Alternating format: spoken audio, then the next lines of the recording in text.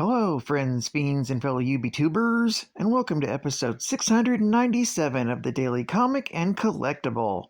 Today, the collectible of the day is the McFarlane Toys DC Direct Pagepuncher series Deathstroke 7-inch action figure with exclusive comic.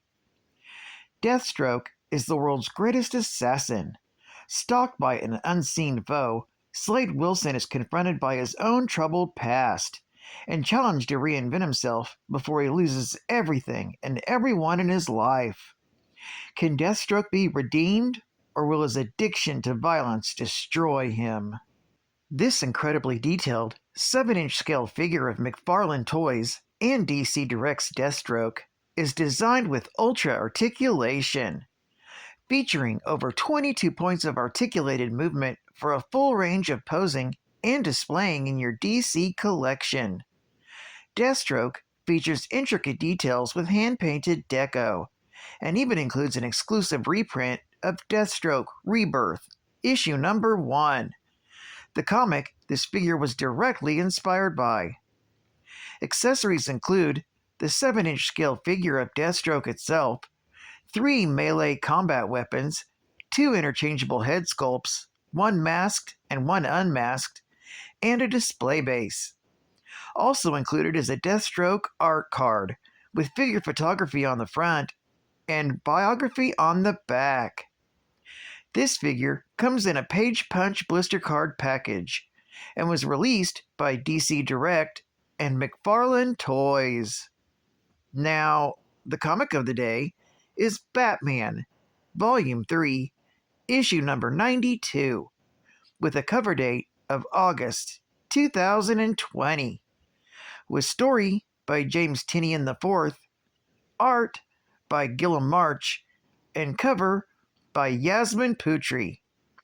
This issue is titled Their Dark Design, Part 7. The story opens in Gotham City Hospital, in the room of Oswald Cobblepot. Commissioner Bullock tells the bedridden Penguin that he's going to charge him for the murder of 3 police officers.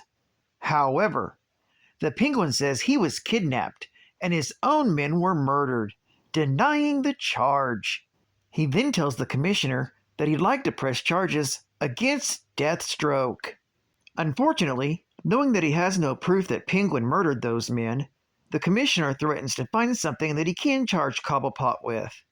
However, before he finishes his thought, a Gotham City police officer alerts Bullock to something going on outside.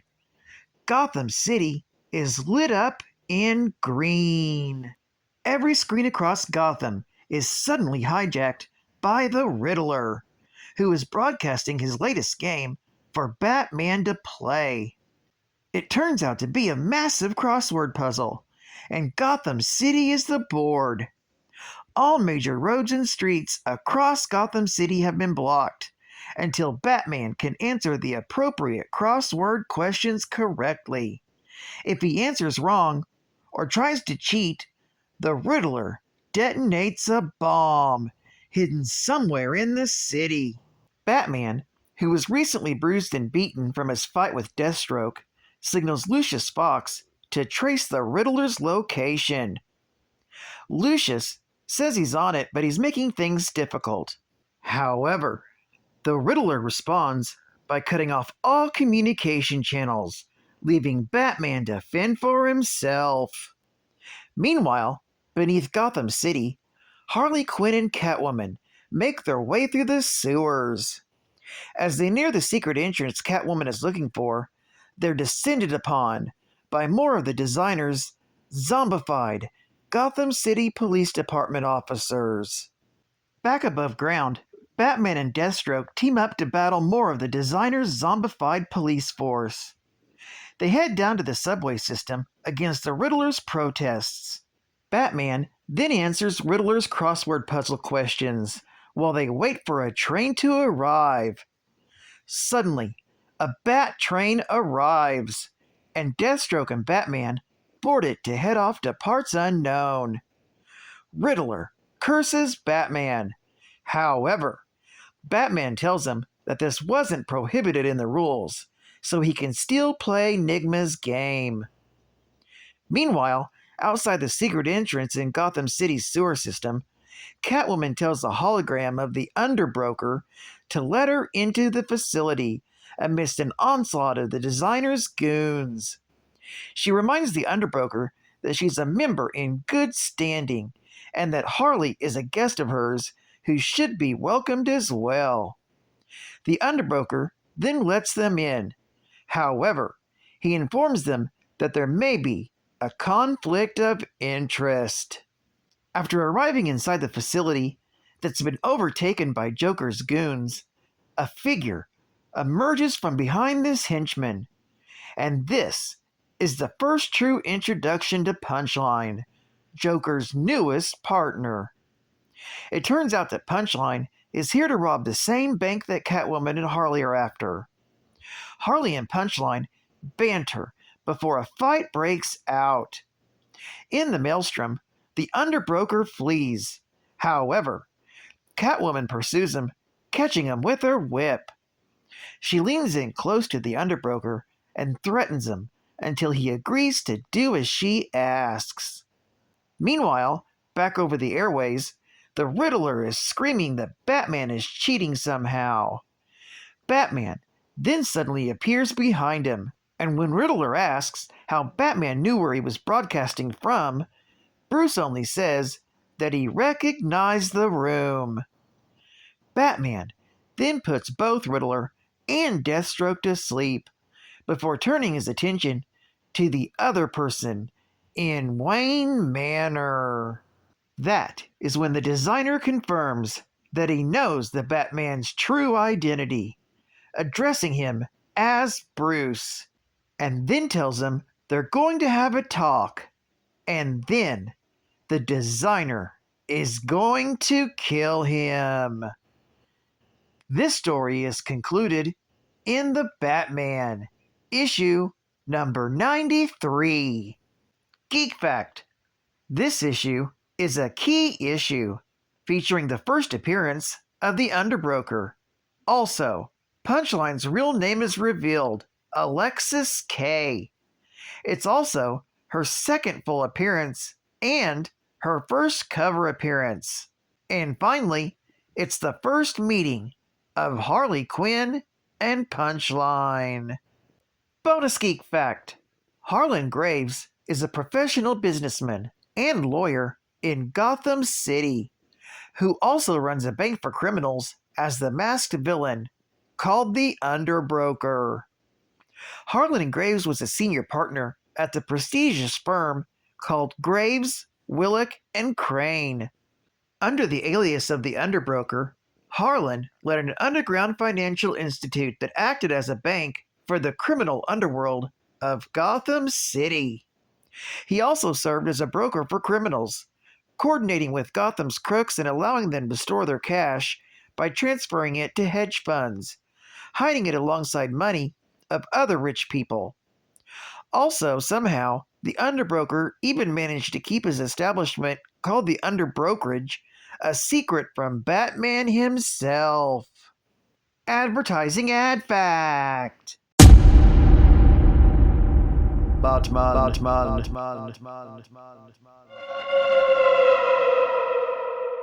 Last night on Earth. Their final Batman epic is The Dark Knight's Last Stand.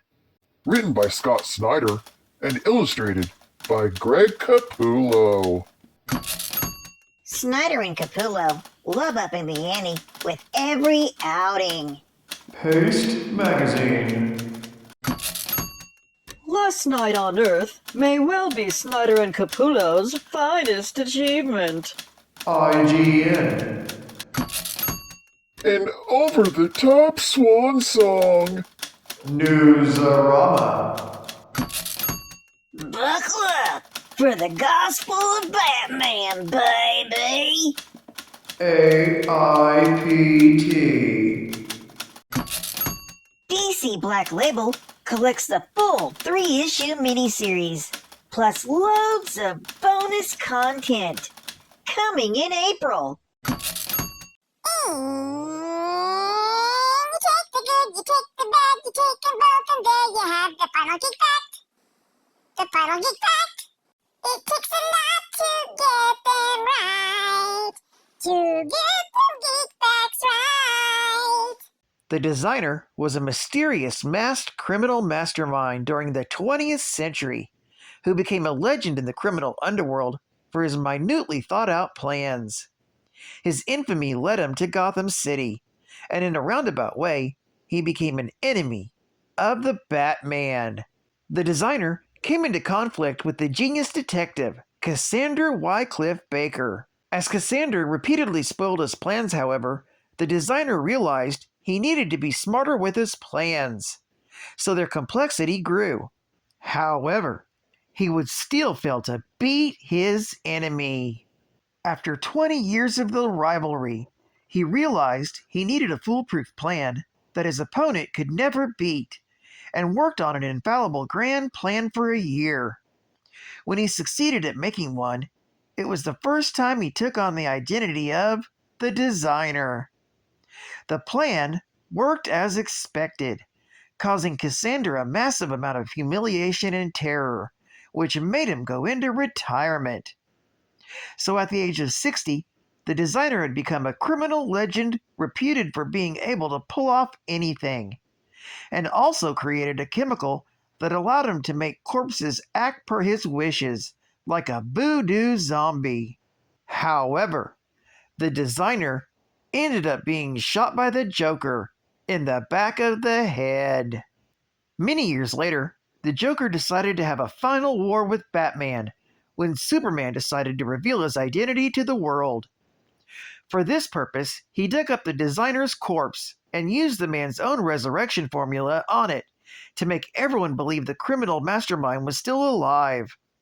The Joker then used the plans that the designer had created for Catwoman, Penguin, and the Riddler in the past to finally defeat Batman. As part of these plans, the designer hired 5 of the world's highest paid assassins to distract Batman while Joker used Catwoman's design to steal Bruce Wayne's wealth from Wayne Enterprises. Batman eventually confronted the designer at the Tri-Corner Yards and, after detailing what his plans originally were, engaged with him in a sword fight. During the fight, Batman revealed he had caught on to what was happening, and that the designer wasn't really alive, but just a corpse, controlled by the Joker. As Batman talked to the Joker about what he was after through the designer's corpse, the distraction allowed Deathstroke to stab him through the femoral artery. The designer's corpse was then discarded, as the Joker war continued to escalate. Well, I'd like to thank you for joining me for another Daily Comic and Collectible, and I hope to see you again Monday. This is Catman Comics Man, and I'll catch you on the flip, baby. Over and out.